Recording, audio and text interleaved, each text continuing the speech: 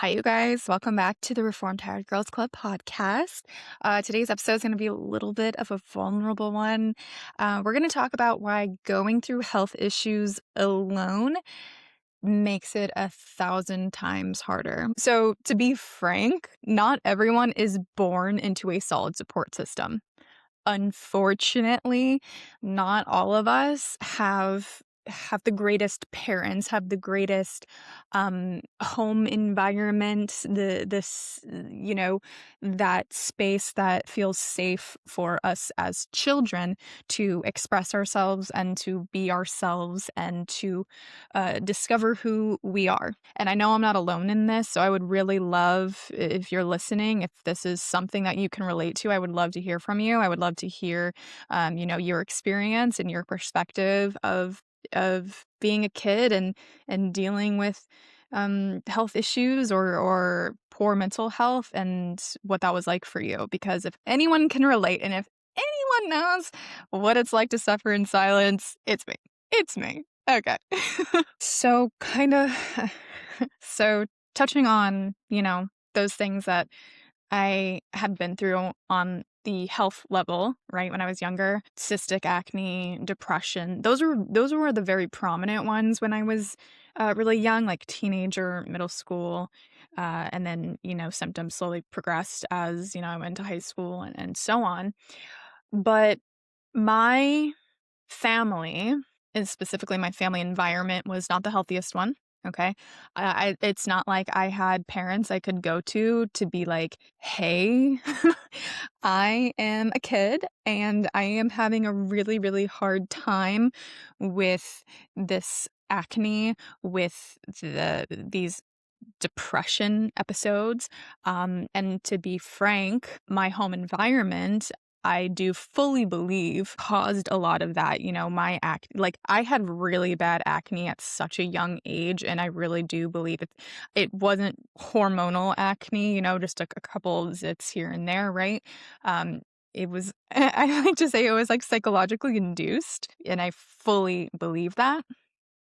Because, the thing is, when our nervous system is just stuck in fight or flight for so long, that creates health issues. And I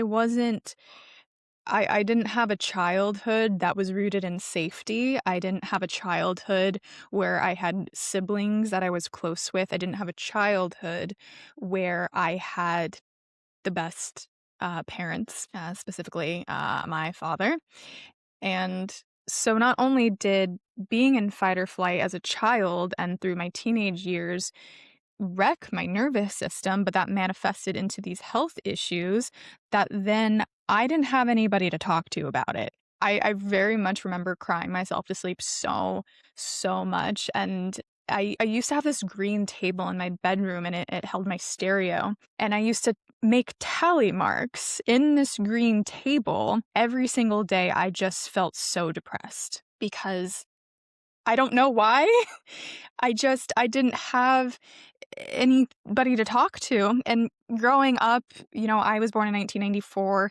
So growing up in the early 2000s, mental health wasn't a thing that we talked about openly. We weren't, we are still learning and very much so positively progressing towards being open about mental health and talking about our emotions and talking about our feelings with our friends and our loved ones. But that wasn't a thing back then. And I think about this often, but one of the best presents I have ever been given it was either 5th or 6th grade. One of my friends in my class gave me a diary for my birthday. And I have been documenting my life and writing my feelings and processing my feelings and my emotions in journals. Or sometimes when my hand would get a little tired, I would resort to online blogging. So I kind of go back and forth between virtual journaling and physical journaling. But I got that diary as a present when I was in 5th or 6th grade. And that is where I found solace. That is where I could really vent and talk about what I was going through, even though it wasn't to anyone in particular. It was a space that I was able to just stop hiding what I was going through.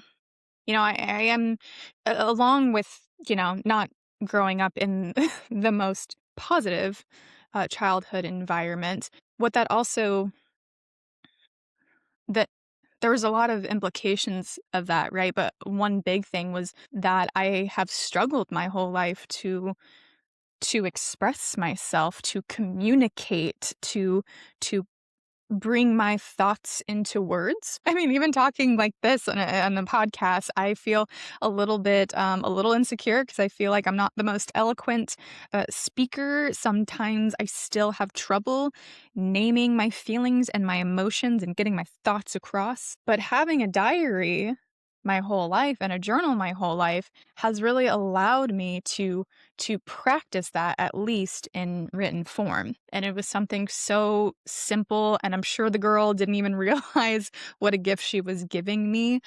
Her name was Kaylee. So thank you, Kaylee, because that is something. I'm 31 years old and I still journal. And look, my childhood wasn't all gloom and doom. I want to make that very clear, because things aren't always black and white, right? There's a lot of gray area. I am so grateful that I had soccer growing up. Soccer was my saving grace. And then I had theater. I had two really amazing things in my life, thankfully, that I just loved so much. I still love soccer. I still love theater, but I had amazing times playing soccer and performing on a stage, and it really was a safe space for me. And I had really great friends. I'm really blessed and grateful for that too. And I'm still best friends with some girls that I grew up with, you know, but even with all of the positive and with all of the bad, it's like there was this undercurrent always going on beneath the surface in this rich inner world of these complicated feelings and emotions that I was never able to get out. Because like I said, and if you were born 19 in the 90s, right? Um, you know that we didn't talk to our best friends about our emotions and our mental health. It just wasn't a thing. And at the end of the day, I still had to go home. So if you're familiar with this type of circumstance, not only are you navigating the implications of your health issues, but now you don't have a safe space. And at the end of the day, you don't have people there to comfort you and to tell you that everything's going to be okay, because honestly, that's what you need to hear. That's what you need to hear. That's what you want to hear. You want comfort, you want safety.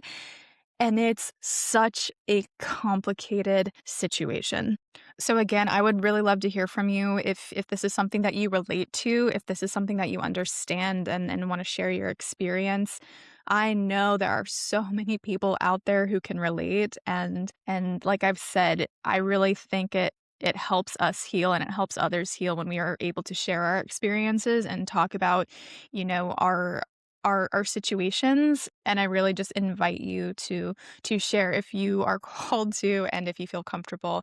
Um, I would love that. Thanks, you guys, for tuning in to another episode of the Reformed Tired Girls Club podcast, and I'll see you next week.